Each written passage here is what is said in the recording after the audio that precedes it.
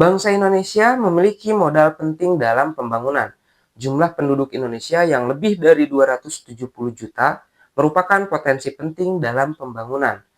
Kunci penting untuk mengelola sumber daya adalah meningkatkan kualitas sumber daya manusia.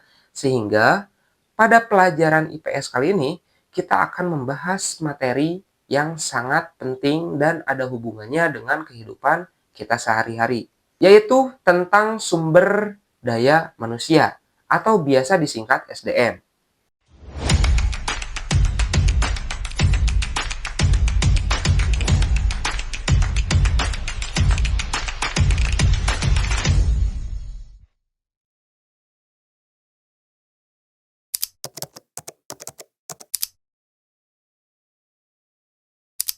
Kualitas sumber daya manusia sangat berpengaruh terhadap tingkat kemajuan sebuah bangsa. Pendidikan merupakan salah satu kunci utama untuk mencapai kemajuan suatu negara. Cepat atau lambatnya suatu negara dalam meningkatkan kemajuan ekonominya sangat bergantung pada keberhasilan negara tersebut memberikan pendidikan kepada penduduknya. Pada tahun 2016, Badan Pusat Statistik mencatat bahwa Indonesia terdapat angkatan kerja 127,67 juta jiwa, tamat SD itu sebanyak 47,37%, tamat SMP sebanyak 18,57%, setingkat SMA sebanyak 25,9%. Sedangkan tamatan D1, D2, D3 hingga S1 sebanyak 8,96%. Angka ini menunjukkan rendahnya taraf pendidikan angkatan kerja kita, di mana angkatan kerjanya didominasi tamatan SD. Semakin tinggi tingkat pendidikan penduduk, menunjukkan semakin tingginya kualitas penduduk di negara tersebut.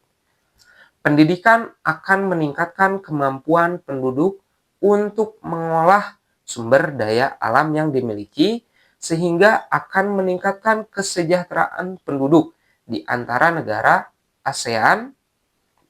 Kualitas SDM dan ketenagakerjaan Indonesia masih berada di peringkat bawah.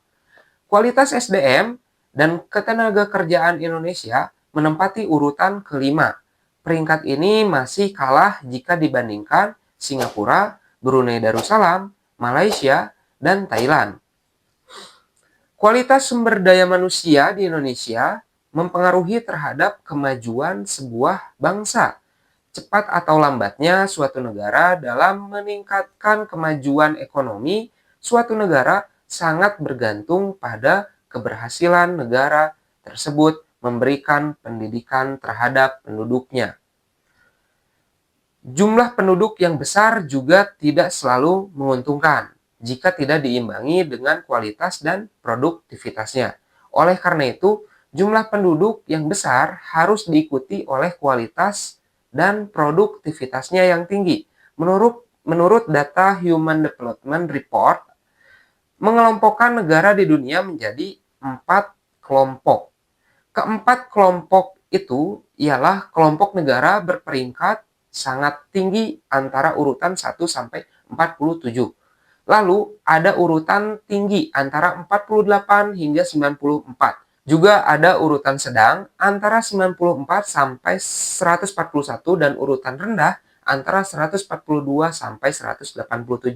Berdasarkan laporan yang dikeluarkan oleh UNDP pada tahun 2014 dan pada tahun 2013, Indonesia berada pada peringkat 108 atau termasuk dalam kelompok sedang.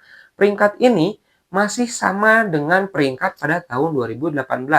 Peringkat tersebut didasarkan atas beberapa komponen penilaian, yaitu usia harapan hidup penduduk Indonesia mencapai 70,8 tahun. Lalu rata-rata lama sekolah mencapai 7,5 tahun. Rata-rata lama sekolah yang diharapkan itu kan 12,7 tahun. Lalu pendapatan nasional kasar atau PNK mencapai 8.970 dolar Amerika Serikat. Kualitas sumber daya manusia Indonesia pada saat ini dibarengi juga dengan adanya bonus demografi, yang dimana kondisi masyarakat berusia produktif lebih banyak daripada masyarakat berusia non-produktif. Kondisi ini dapat dimanfaatkan masyarakat yang berusia produktif untuk meningkatkan kualitasnya dalam mendapatkan finansial untuk memenuhi kebutuhan dalam hidupnya. Pengelolaan finansial yang dilakukan dengan baik oleh masyarakat produktif bermanfaat untuk mengelola sumber daya keuangan secara efektif untuk kesejahteraan hidup, serta pemanfaatan sumber daya sebagai amunisi untuk membentukkan dan penguatan kualitas sumber daya manusia Indonesia yang kompeten, kompetitif, dan berintegrasi dalam menghadapi persaingan di era globalisasi dan pasar bebas. Kualitas sumber daya manusia dapat ditentukan dengan pendidikan, agama, peningkatan kapasitas SDM, dan pengembangan masyarakat generasi muda.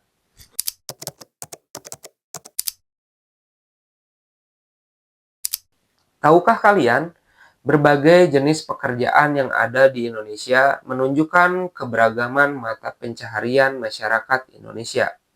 Setiap jenis pekerjaan memerlukan kualitas manusia atau sumber daya manusia yang kuat. Untuk memperkuat daya saing bangsa, sumber daya manusia di Indonesia perlu terus ditingkatkan.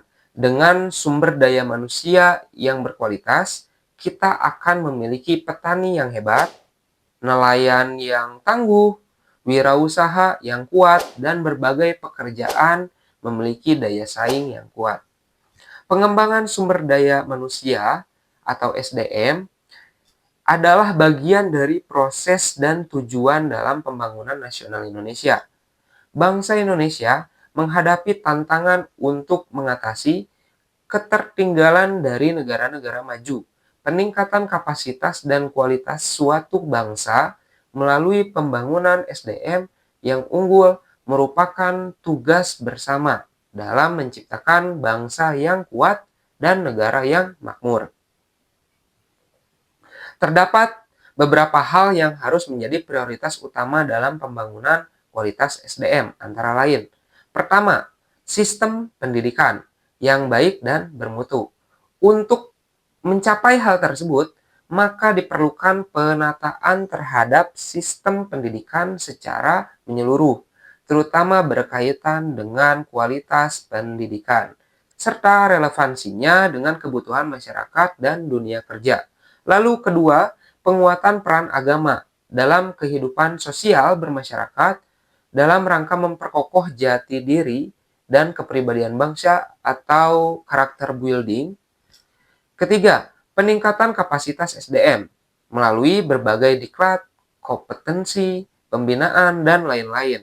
Tenaga kerja profesional dan terampil sesuai tuntutan atau kebutuhan pasar merupakan faktor keunggulan suatu bangsa dalam menghadapi persaingan global. Dan keempat, pembinaan dan pengembangan masyarakat, terutama generasi muda, sebagai penopang utama untuk roda pembangunan pemberdayaan generasi muda, yang diharapkan dapat menciptakan generasi yang kreatif, inovatif, dan berdaya saing tinggi. Karakteristik generasi muda seperti inilah yang diharapkan mampu berkontribusi dan memenangkan persaingan global.